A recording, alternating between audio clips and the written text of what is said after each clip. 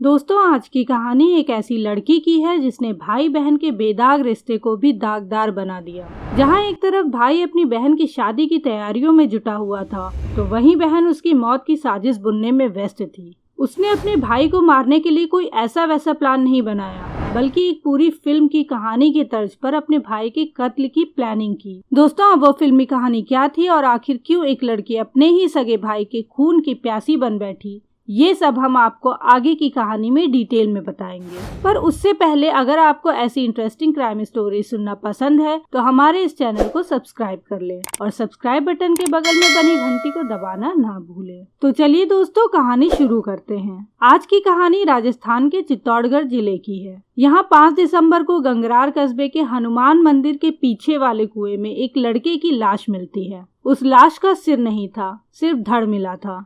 ऐसे में उस लाश की पहचान कर पाना मुश्किल था।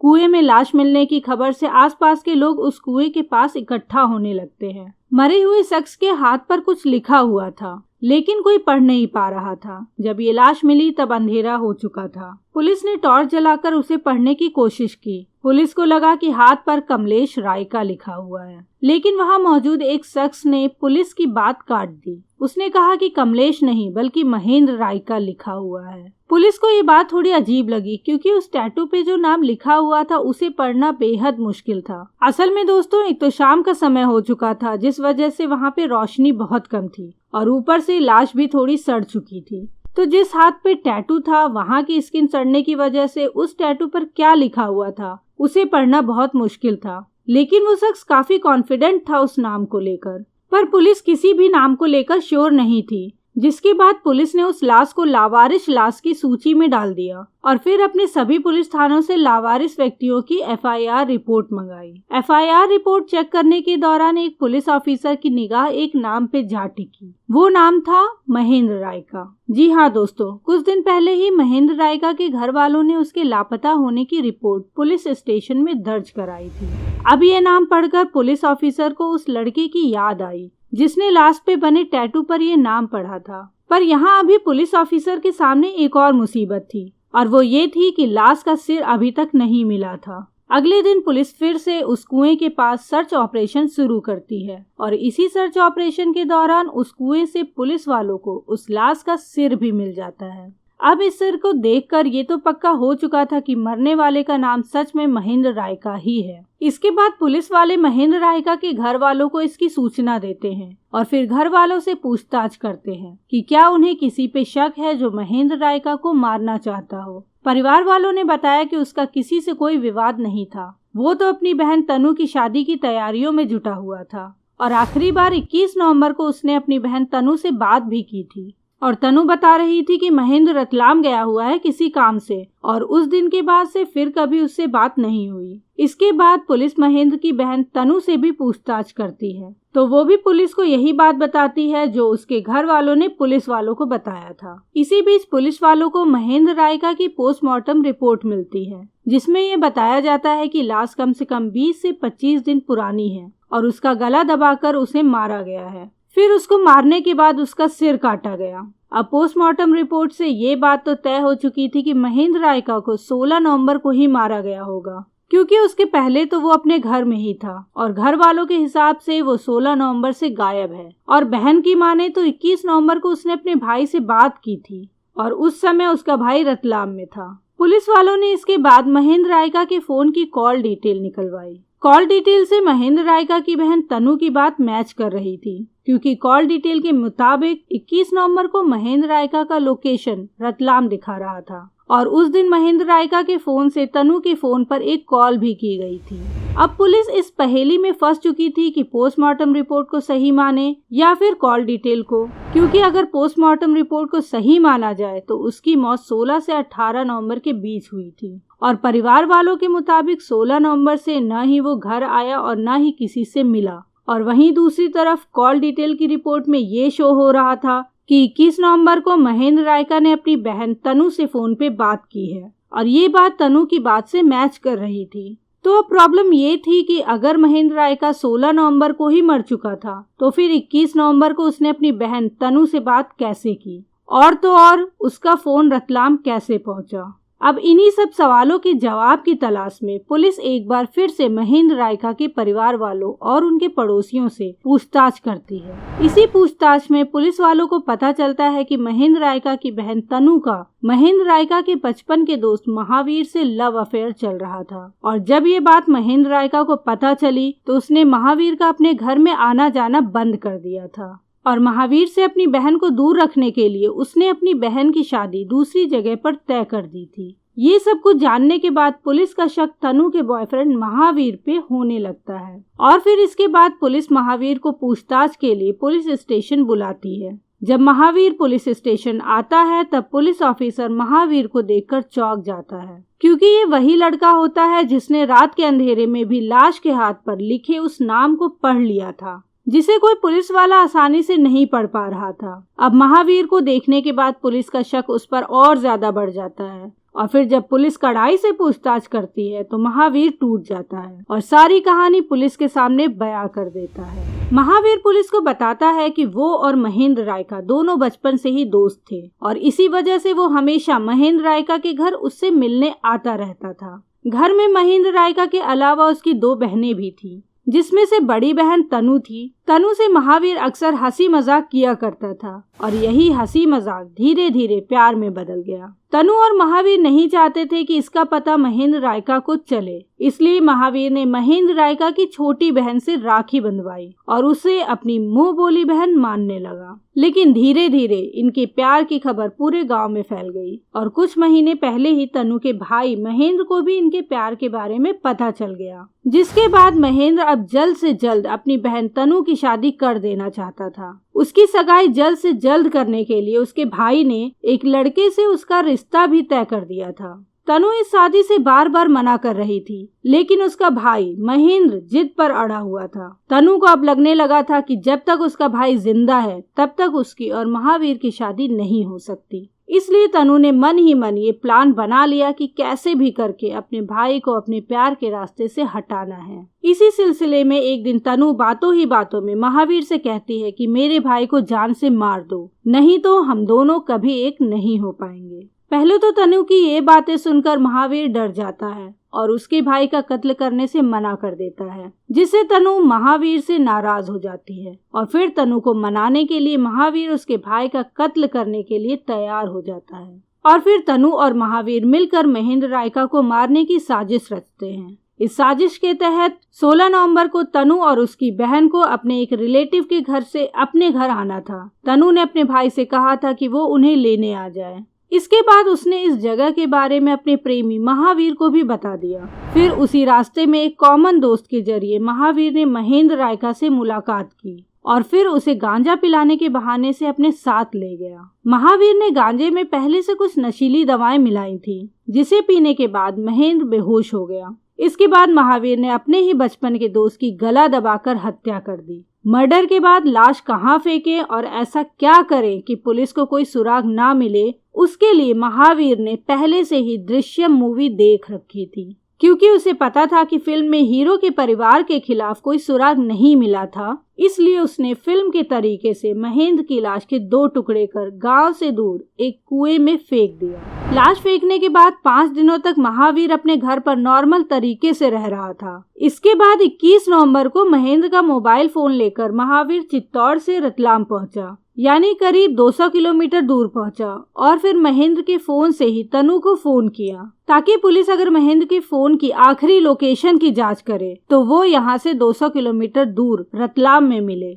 इस दौरान महावीर ने अपना फोन घर पर ही छोड़ रखा था। उसे ये लगा था कि ऐसे पुलिस महेंद्र की तलाश में भटकती रहेगी और रतलाम से पुलिस को कोई सुराग भी नहीं मिलेगा। लेकिन महेंद्र का कातिल महावीर आखिरकार पकड़ा ही गया। महावीर के कबूलनामे के बाद पुलिस की ये पहेली भी सुलझ गई कि आखिर जिस शख्स की 16 नवंबर को ही हत्या हो गई हो, उसने 21 नवंबर यानी 5 दिनों बाद कैसे 200 किलोमीटर तक का सफर तय किया और मरने के बाद भी उसने कैसे तनु को कॉल किया। इसके बाद पुलिस ने महावीर और उसकी प्रेमिका तनु के साथ साथ महावीर के एक दोस्त को भी गिरफ्तार कर उन्हें कोर्ट में पेश किया। अब कोर्ट से उन्हें क्या सजा मिलेगी ये तो वक्त ही बताएगा। क्योंकि अभी तो इस केस की सुनवाई शुरू होगी। खैर, इस केस को लेकर आप सभी के क्या ओपिनियन है हमें कमेंट में लिखकर जरूर बताएं। और अगर आपको ये कहानी पसंद आई हो तो हमारे इस वीडियो को लाइक करना ना भूलें।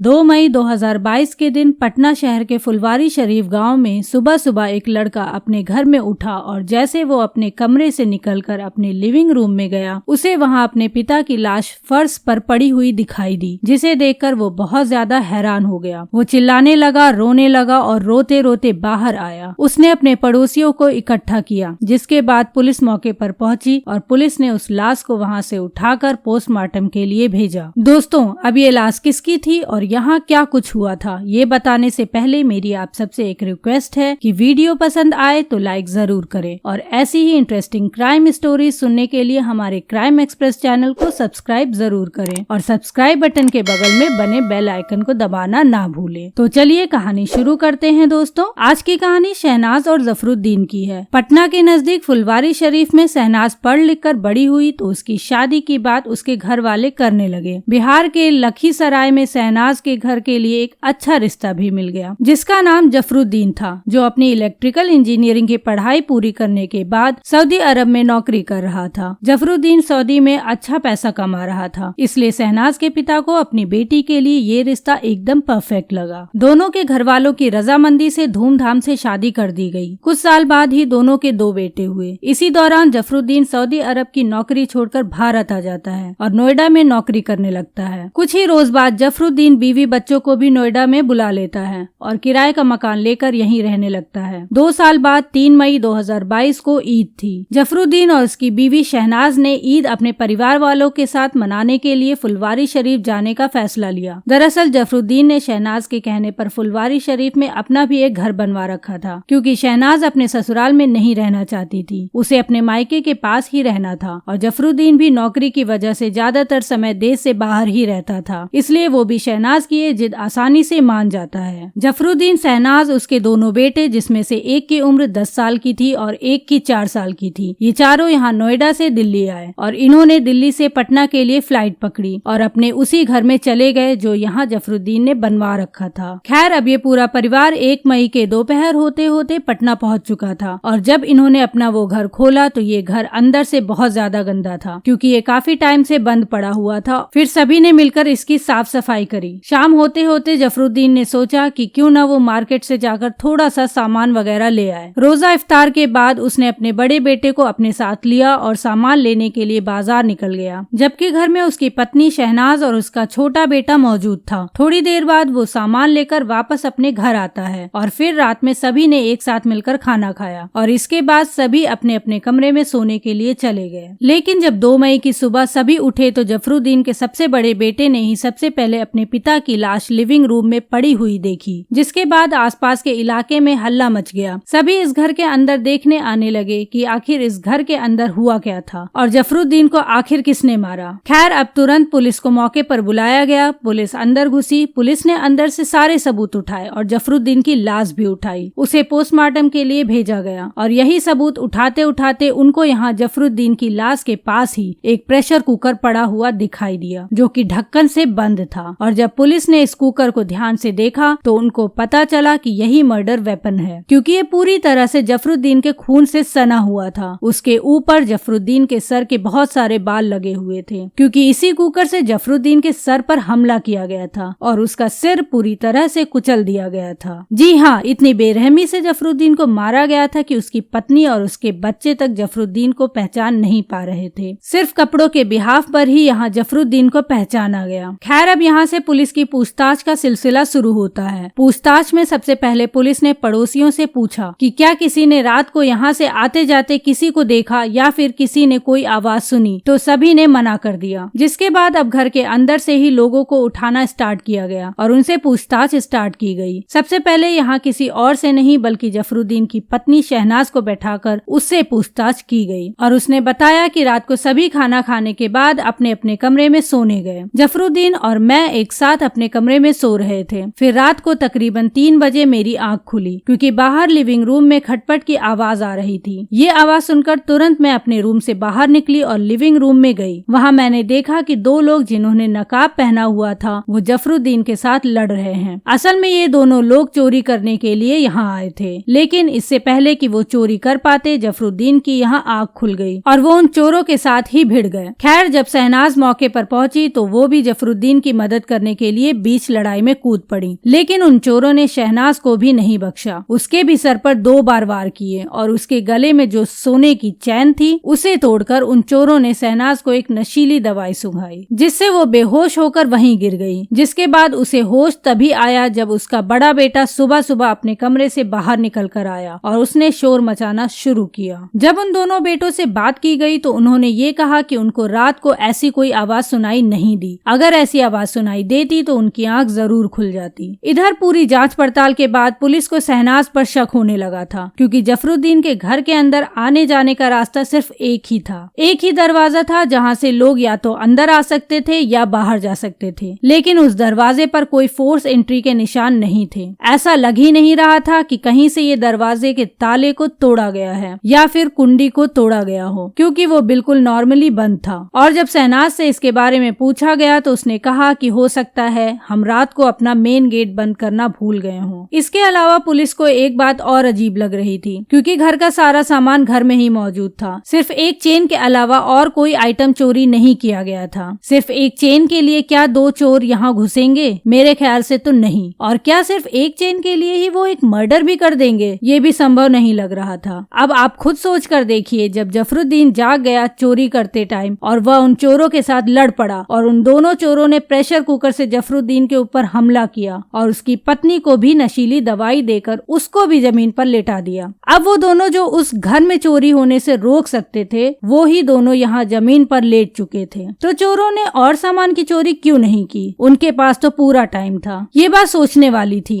और यही बात पुलिस के भी जहन में आई कि घर का और सामान चोरी क्यों नहीं हुआ, सिर्फ एक चेन को छोड़कर जो कि शहनाज ने गले में पहनी हुई थी। अब सीधे तौर पर पुलिस का शक यहाँ शहनाज यानी कि जफरुद्दीन की पत्नी के ऊपर हो चुका था, लेकिन अभी भी पुलिस के पास कोई सबूत नहीं था जिसके बिहाफ पर वो शहनाज को पकड़कर उससे पूछताछ कर सके। इसके बाद सबसे पहले पुलिस ने शहनाज का फोन मांगा, जिसके बाद शहनाज ने तुरंत अपना आईफोन निकालकर पुलिस के हाथों में सौंप दिया। और ये आईफोन किसी और ने नहीं बल्कि जफरुद्दीन ने ही तकरीबन 3 महीने पहले शहनाज को गिफ्ट दिया था। जब पुलिस की साइबर सेल ने इस फोन को खंगाला तो उनको इसमें कुछ अजीब नहीं मिला। सब जाने पहचाने नंबर थे और ऐसा कोई नंबर नहीं था जिसके ऊपर पुलिस शक कर सके। अब यहाँ पुलिस के हाथ फिर से खाली थे। अब पुलिस को पता था कि शहनाज ऐसे तो टूटने वाली नहीं है। अगर उसने कुछ किया भी होगा तो भी यहाँ वो नहीं बताएगी। इसलिए पुलिस ने शहनाज के बजाय उसके दोनों बेटों से पूछताछ की और फिर छोटे बेटे ने पुलिस को बताया कि मम्मी एक नहीं बल्कि 2 मोबाइल फोन्स का इस्तेमाल करती हैं। एक तो उसने पुलिस को दे दिया था, दूसरे के बारे में उसने पुलिस को बताया ही नहीं था। और जब पुलिस को पता चला कि शहनाज के पास 2 मोबाइल फोन है तो वो तुरंत शहनाज के पास गए और उस पर दबाव डालकर उन्होंने वो दूसरा मोबाइल फोन भी निकलवा लिया। पुलिस ने जब दूसरा फोन साइबर सेल को दिया तो उस फोन के बारे में जो जानकारी पुलिस को मिली उससे शहनाज की सारी काली करतूतें पुलिस के सामने आ गई। उस फोन के अंदर जो सिम कार्ड था वह किसी कमाल उर्फ नन्हे के नाम पर था और उस फोन से सिर्फ और सिर्फ कमाल उर्फ नन्हे से ही बात की जाती थी। अब यहाँ सारा केस साफ हो चुका था। ये मामला एक्स्ट्रा मैरिटल अफेयर या फिर हम प्रेम प्रसंग का भी कह सकते हैं। 27 जून 2022 के दिन शहनाज और कमाल उर्फ नन्हे दोनों को ही गिरफ्तार कर लिया गया और इन दोनों को आमने सामने बैठाकर इनसे पूछताछ की गई। पहले तो शहनाज इधर उधर बात को घुमाती रही, लेकिन जब पुलिस ने कड़ाई से पूछताछ की तो शहनाज और नन्हे ने सारी कहानी पुलिस को बताई। शहनाज ने बताया कि जब वो 5वीं क्लास में थी, उम्र करीब 13-14 साल, इसी छोटी उम्र में शहनाज की कमाल नाम के स्कूल में पढ़ने वाले लड़के से दोस्ती हो गई। देखते ही देखते ये बात पूरे स्कूल में फैल गई। धीरे धीरे ये बात स्कूल के प्रिंसिपल तक पहुंची तो दोनों के माँ बाप को बुलाया गया, जिसके बाद दोनों को वार्निंग दी गई। इसके बाद भी दोनों नहीं माने तो स्कूल से निकाल दिया गया। स्कूल से निकाले जाने के बाद शहनाज ने दूसरे स्कूल में दाखिला ले लिया और इधर कमाल पढ़ाई छोड़ देता है। अब क्योंकि वो पढ़ाई छोड़ चुका था तो उसे कोई काम धंधा करना था और यही चीज सोचकर उसने बिजली की कारीगरी सीखी और वो एक इलेक्ट्रीशियन बन गया और शहनाज के ही गाँव में काम काज करने लगा। समय के साथ साथ दोनों बड़े हो रहे थे और एक दूसरे दूसरे से शादी करना चाहते थे। मुश्किल ये थी कि शहनाज बड़े घर से थी और कमाल छोटा मोटा इलेक्ट्रीशियन। इसी बीच शहनाज के घर वालों ने लड़का देखना शुरू किया और जल्द ही उसकी शादी जफरुद्दीन से कर दी गई। क्योंकि जफरुद्दीन सऊदी अरब में नौकरी करता था तो उसका ज्यादा वक्त विदेश में रहना होता था, तो शहनाज शादी के बाद भी कमाल से मिलने जुलने लगी। अब कोई रोक टोक नहीं थी। सऊदी अरब में कमाए पैसों से जफरुद्दीन ने ससुराल के करीब में जमीन खरीदकर घर बनाया ताकि बच्चों की ठीक से परवरिश हो सके। अब शहनाज अपने छोटे छोटे बच्चों के साथ माँ बाप से अलग अपने घर में रहने लगी, बिल्कुल आजाद, ना कोई रोकने वाला ना कोई टोकने वाला था। कमाल और शहनाज दोनों का प्यार बढ़ने लगा। कमाल प्यार से शहनाज को शहनाज गिल और खुद को सिद्धार्थ बोलता था। बिग बॉस वाले शहनाज सिद्धार्थ की तरह। पति विदेश में था और यहाँ ये दोनों अपने भविष्य की प्लानिंग करने लगे। कमाल की शादी नहीं हुई थी। कमाल डेली शहनाज के घर में आता जाता था। छोटा बच्चा तो कमाल को अब्बू कह के बुलाने लगा था। धीरे धीरे बड़ा बेटा समझदार होने लगा और वो सब कुछ देख रहा था। एक दो बार बेटे ने फोन पर जफरुद्दीन को कमाल और अपनी माँ के रिश्ते के बारे में बताया। जफरुद्दीन परेशान रहने लगा। शहनाज और जफरुद्दीन के बीच इसी बात को लेकर खूब झगड़ा भी हुआ। जफरुद्दीन ने शहनाज को बहुत समझाया, लेकिन उसके सिर पर इश्क का भूत सवार था। वो पीछे हटने को कतई तैयार नहीं थी। परेशान होकर जफरुद्दीन ने सऊदी अरब की नौकरी छोड़ने का फैसला कर लिया। सऊदी अरब से आकर जफरुद्दीन नोएडा में नौकरी करने लगा और ये भी फैसला किया कि वह अपने परिवार के साथ नोएडा में ही रहेगा ताकि कमाल से शहनाज का पीछा छूट जाए। इतना ही नहीं, उसने शहनाज के पटना जाने पर भी रोक लगा दी। इसी तरह 2 साल गुजर गए और जफरुद्दीन को लगा कि कमाल शहनाज का रिश्ता अब खत्म हो चुका है। जफरुद्दीन ने बीवी को आईफोन दिया था तो वो बीच बीच में शहनाज का मोबाइल भी चेक करता था, लेकिन उसमें भी कुछ नहीं मिला। तो जफरुद्दीन और भी इत्मीनान में था। वो खुश था। उसे यकीन हो चला था कि शहनाज का रिश्ता खत्म हो चुका है। लिहाजा उसने इस बार की ईद अपने घर में यानी फुलवारी शरीफ में मनाने का फैसला किया। लेकिन जफरुद्दीन को यह जानकारी नहीं थी कि शहनाज के पास एक दूसरा मोबाइल फोन भी था जो वो अपने शौहर से छुपाकर इस्तेमाल करती थी। शहनाज को ये फोन किसी और ने नहीं बल्कि कमाल ने ही दिया था। वो कमाल से अकेले में बातचीत किया करती थी।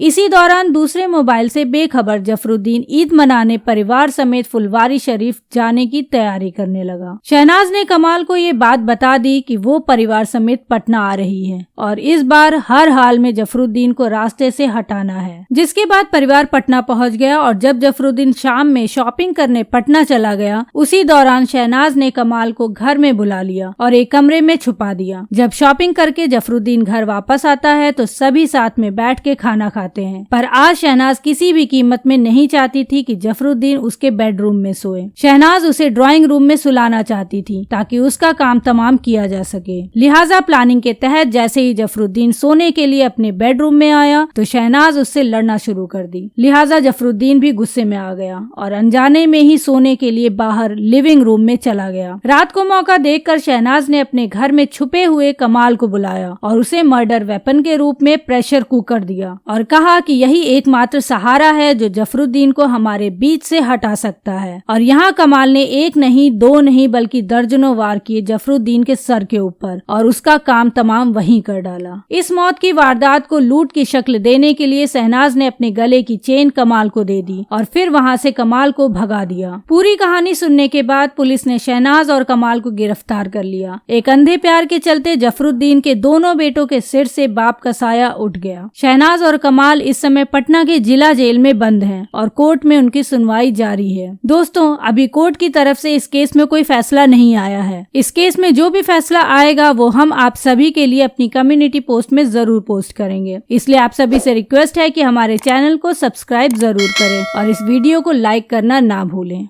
मिलते हैं नेक्स्ट स्टोरी में। तब तक के लिए bye bye and take care.